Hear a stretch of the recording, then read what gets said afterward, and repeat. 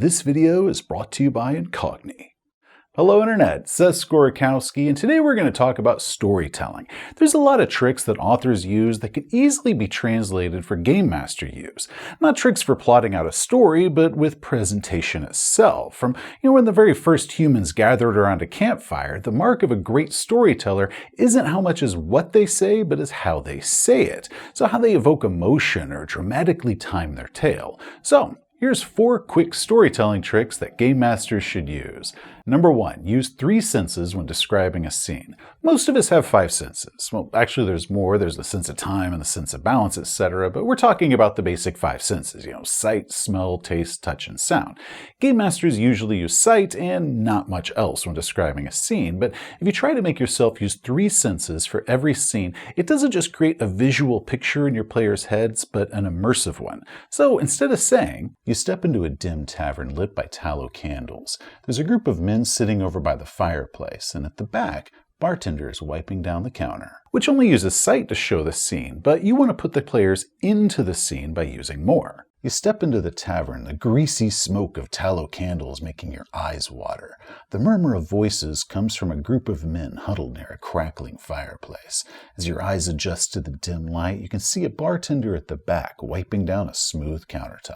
So right there, we had not just sight, but added the sounds of murmuring voices and a crackling fire. The greasy, eye-watering smoke adds a physical sensation to it, but the description of the countertop as being smooth does that as well. Physical sensation descriptors don't just have to be what the characters physically feel with their skin, but how they look like how they might feel. So describing a floor as being gritty or a wall as being sharp and rough, that still activates those tactile parts of your audience's brain. And you don't have to do this all at once like I did in that example skit, which is really mostly just for timing. In a session, you might drop them in as they're interacting with the scene itself. A sound here, a smell there. It's not about putting all of them in at once, but remembering to put 3 senses in at all. When it comes to smells, it's far more effective to describe them as being something like what the audience is familiar with. So describing a werewolf as pungent, that's not as effective as saying that it smells like a wet dog or it just smells musky.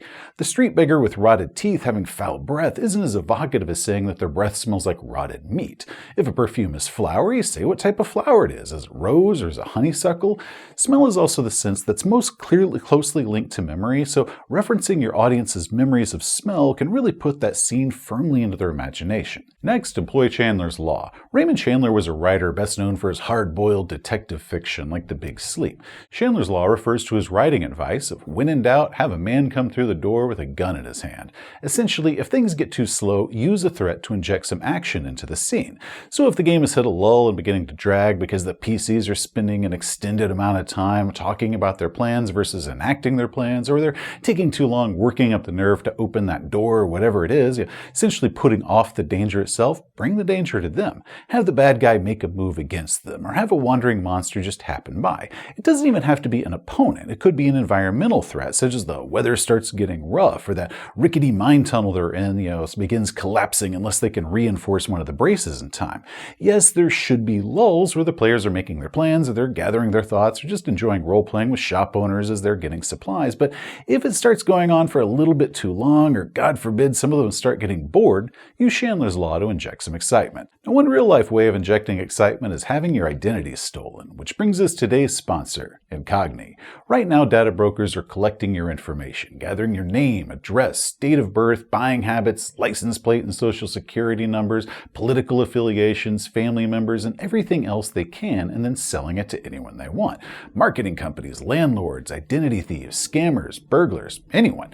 Now, one of the big threats of people's search sites, which can easily be accessed by harassers who might not like how you drove that one day, or might not like something that you said online and they come after you.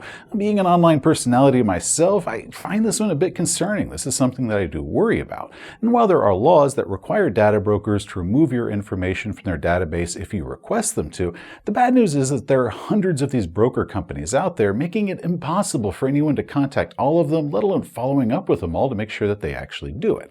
And that's where Incogni comes in.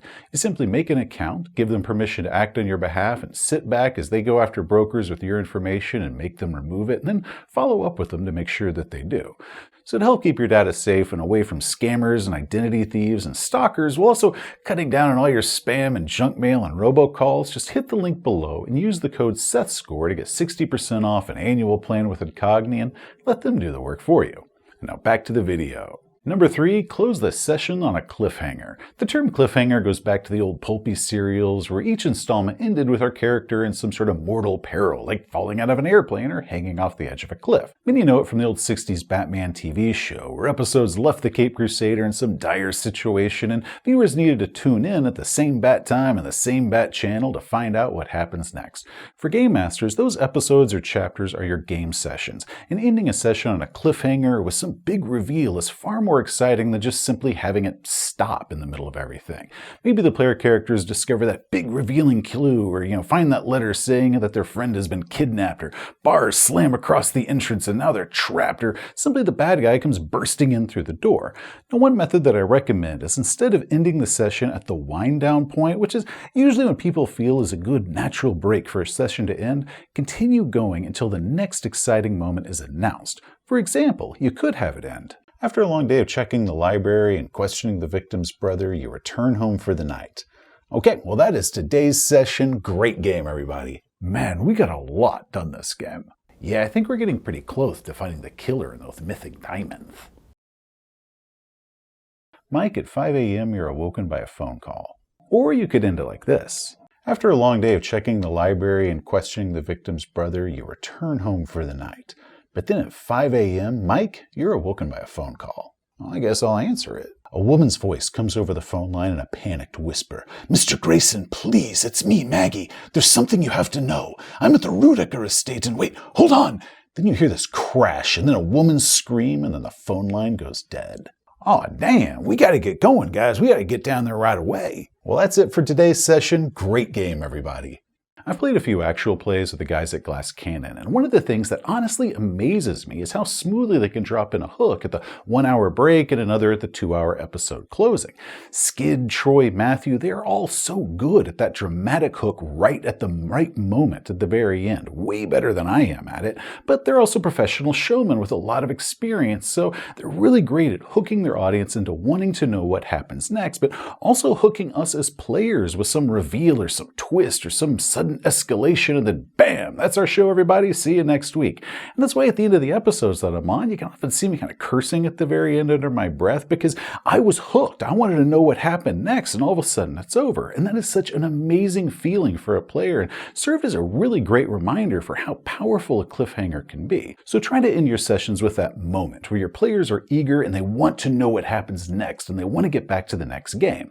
And if you're in doubt as far as what hook to employ, just remember Chandler's Law. And finally, describe the monster last. If your characters enter a room and you say that there's a giant monster that starts coming towards them, and then you start describing all the features, the other things that are in the room, some of them might even be important, your players are not going to hear a thing that you say after you told them that there's a monster coming after them. They're going to be planning their attacks and choosing their spells and impatiently waiting for you to finish talking about, whatever it is that you're talking about because their attention is solely focused on the threat. So, mention the threat last. You push open the doors to a long chamber with rows of pillars running its length. The haze of sandalwood incense fills the air. To the left, you can just make out a small balcony hidden in the shadows above. To the right stands a huge silver gong. A fountain of smooth black obsidian is built into the far wall, the sounds of trickling water echoing off the stone around you. Before it, a huge monster kneels above a brass incense burner. Rising to its feet, it begins toward you. In film, you're going to recognize this as your establishing shots, giving the audience the wide view of the land and zeroing that in on the point of focus. This is where you will probably see all the assets that the hero will grab and use in the middle of the action, so it doesn't seem jarring because we've already seen those assets already, we've already established that they're there. Back before I started this channel, I used to teach a class on crafting fight scenes at writing conferences, and one of the points that I made was that your hero were to grab a marble bust or a fireplace poker in the middle of the fight, it's best if the audience already knows and is aware that those exist, sort of a Chekhov's fireplace poker, I called it.